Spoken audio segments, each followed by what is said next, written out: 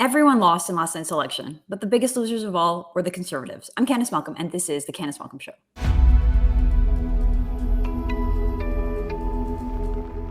Hi, everyone. Thank you so much for tuning in today. I hope you enjoyed our coverage and our show that we did last night. We had a live election show. We were live for about 5 hours up until around 1 o'clock in the morning, and we had a great time. It was a great show. It was hosted by myself, True North senior correspondent Andrew Lawton, as well as True North in-house pollster Hamish Marshall. We were there for the entire night. We had our sort of raw reaction to the news as it came in. We were calling the seats. We talked about every part of the country, every riding, really looked in depth at the Trudeau campaign, at the Erin O'Toole campaign, and sort of broke it all down. We had Sue-Ann Levy in Oshawa and our own Harrison Faulkner out in Saskatoon. We also were joined by some wonderful, spectacular guests. So we had Andrew Scheer, former leader of the Conservative Party from the 2019 election. We're joined by Danielle Smith, former leader of the Wild Rose Party out in Alberta, and someone who's still very much involved in the political scene.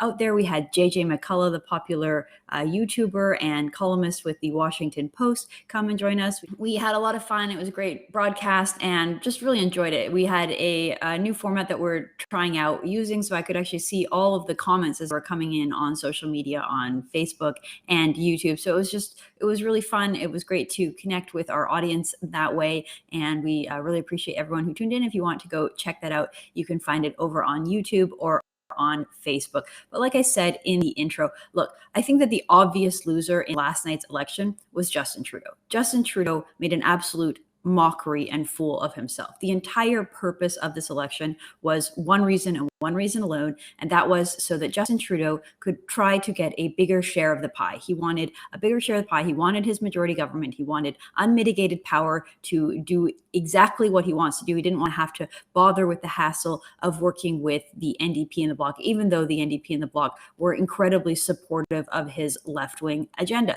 So Trudeau didn't have a very good reason to call the election in the first place, other than the fact that he wanted more power. He lost. He did not get that power. He didn't get the outcome that he wanted, which was a majority government. If he were an honorable person, if he had any decency, he would resign. He would look in the mirror. He would look at his party. He would look at Canadians and say, I forced this unnecessary $600 million election. I created all this division in the country. I pushed on these wedge issues. I bribed the media with more money, more taxpayer money. I demonized people who protest against lockdowns and vaccines. I divided the country.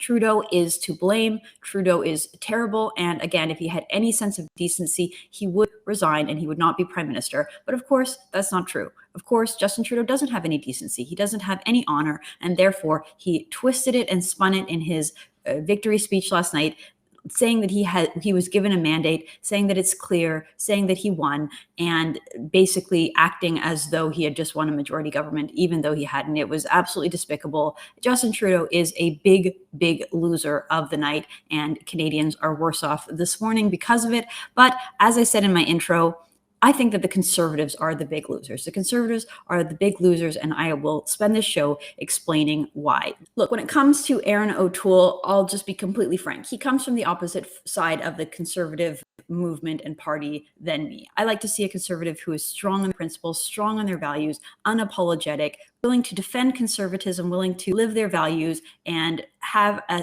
distinct difference between the Liberals and the Conservatives. That's just the kind of Conservative that I am. I think that typically in the party, those people like me, are described as true blue, people who really believe in conservatism, really believe in things like a smaller government, a traditional role for families, strong families, and a strong economy. And those things come first. And when it comes to the culture wars, yes, they're willing to defend Canada, defend the West, defend our pipelines and our energy industry, and defend Canada, not be apologetic, not pretend to be something that you're not buy into the sort of woke media landscape and the narrative that is pushed that you have to repeat these woke lines that are being shoved down our throat by a radical fringe left. I believe that a Conservative should stand up against those things, that they should be strong and firm. So look, Erin O'Toole is not exactly my cup of tea, but here at True North, I try to give him the benefit of the doubt and to cover him with an open mind. So I wasn't overly critical of him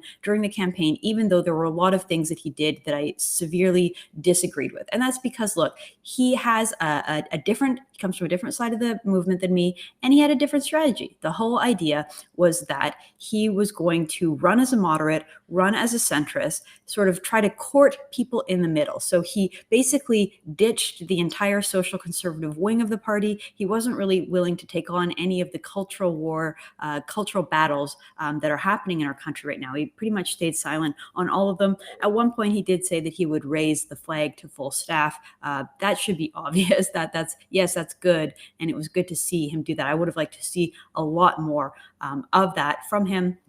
But regardless, he cut the social conservatives out of the party, didn't let someone like Pierre Lemieux even run in the first place. When it came to the vaccine passports, the same kind of thing. A conservative should stand strongly against that kind of huge overreach and growth in government. The government should not be given that kind of responsibility over our lives. We shouldn't entrust the government to oversee something like that. A conservative needs to stand against that kind of thing. O'Toole didn't. Okay, fine. It was his strategy. His strategy was that he was going to sort of mirror Trudeau on that wedge issue so he didn't lose the campaign over. Fair enough. When it came to the sort of, again, more libertarian issues, he didn't make any effort whatsoever to appeal to the anti-lockdown crowd. He sort of just let those people go to Maxime Bernier, let Maxime Bernier really own that issue. And by the end of the campaign, we had sort of conservatives angrily saying a vote for Maxime Bernier is a vote for Justin Trudeau, as if that was going to make the difference, and as if they owned those votes, that it was mandatory that if you're a libertarian, you must vote for the Conservative Party, even though the Conservatives weren't offering anything to try to appeal to libertarians, appeal to even conservative sensibilities on limited government and putting freedom first. So again, disappointing to see those two things happen. But the reason I was willing to entertain it is the idea that perhaps Erin O'Toole had tapped into this strategy, that he was going to run as a red Tory, he was going to run as a centrist, he was going to appeal to all of these people in the middle who vote Liberal, but maybe they were disaffected with Justin Trudeau and they had nowhere else to go because all of the other parties are fringe and far left. So that was a strategy, kept an open mind, and I think that the results last night speak for themselves. Erin O'Toole's strategy did not work. It did not work. He did not make any inroads in Toronto. In fact, he lost several seats in the 905 that the Conservatives had won under Andrew Scheer. So Andrew Scheer, open socially conservative, Catholic guy, family guy, didn't apologize for his conservative values. Andrew Scheer stood strongly against UN overreach. He maintained his conservative principles. And yes, I wish there were some areas where he was even more strong and would push back even more, like the Paris Declaration.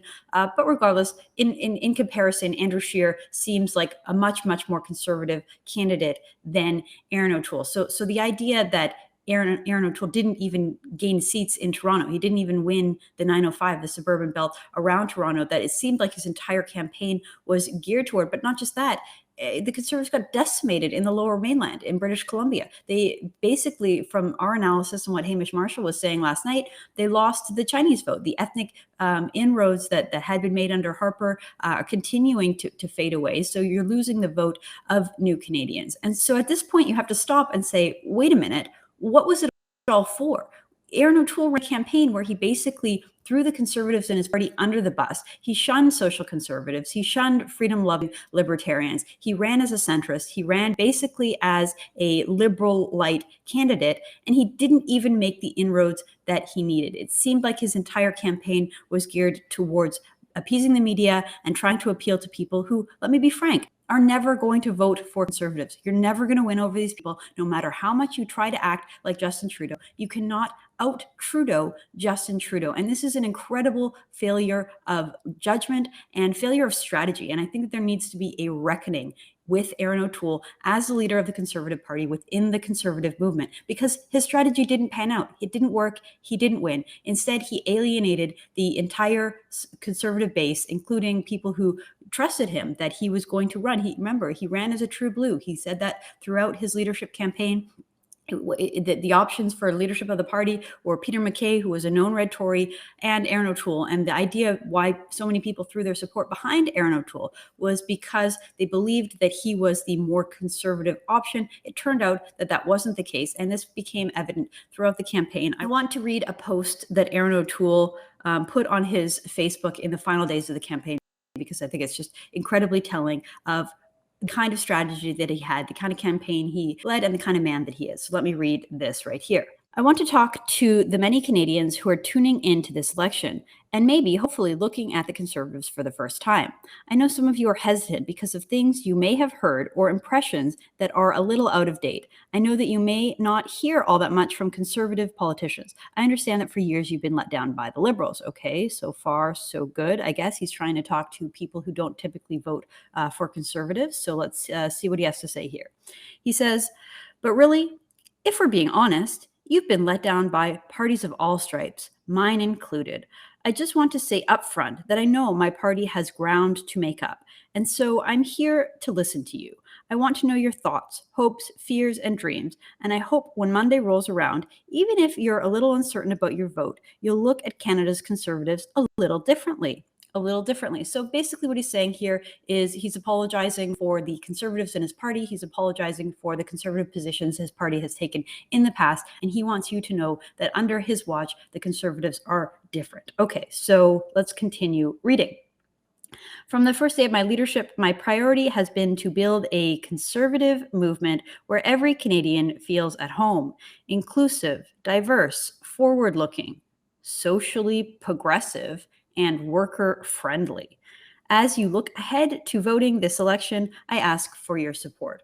Okay, so we have all the left-wing buzzwords that he's included there. He wants you to know that the Conservative Party is now diverse and focused on diversity and inclusion, which we know is sort of left-wing academic buzzword. Look, the Conservative Party has always been diverse. Ever since I first went to a Conservative Party event, which was probably about 15 years ago in Vancouver, the first thing you notice about the room is that it's diverse. There's people of all backgrounds, all walks of life, all ethnicities.